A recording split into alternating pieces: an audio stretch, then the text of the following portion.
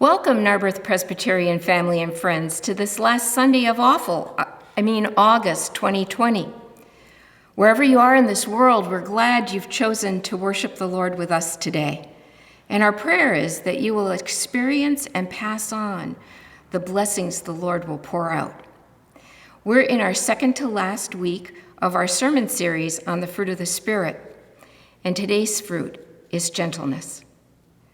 I want to begin our family news with an announcement from the safety and security team. Here it is. We're pleased to announce that if the way be clear, we intend to begin in-person worship in early October and will adhere to all the safety guidelines and procedures that the session has approved.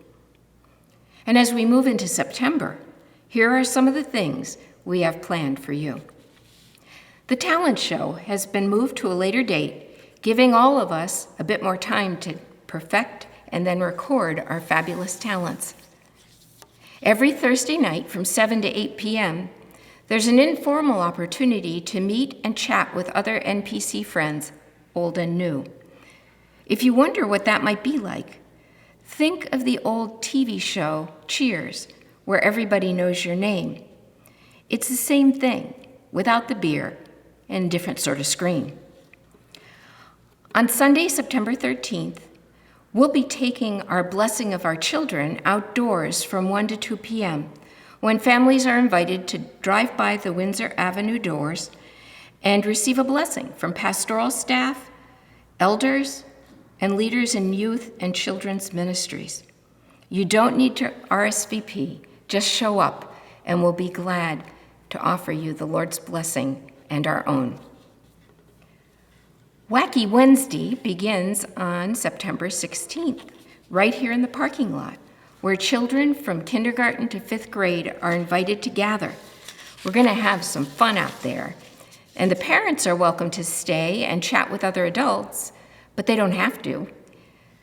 This first week, the 16th, we're going to have a dunk tank, and we're going to dunk John Chafee as many times as we can hit that target with that little ball, which will be cleaned in between each use. Please RSVP to Danielle. This fall, John and his volunteer youth staff will be offering more small group gatherings on Wednesdays. They hope to offer them in people's yards rather than here at church. So if you'd be willing to be a host, to loan your yard to John and the youth, then please be in contact with him about that. Also beginning on the 16th, from 7 to 8 p.m. in the chapel, I'll be hosting a 7-week study called Walking with God in the Desert. And that's not just about sandy deserts. It's about the deserts we all encounter in our lives. Everyone is welcome to participate in that study. On Monday, the 14th, at 7 p.m., you can join a Zoom gathering for a new prayer study called An American Lament. Steve and I have participated in the 6-week experience and found it both life-changing and life-giving. We highly recommend it. Details for all these activities and so many more can be found in the weekly newsletter Karen prepares and posts each week. You know, normally when we participate in a Bible or a book study, we expect to learn new information and gain a greater understanding of the subject under consideration.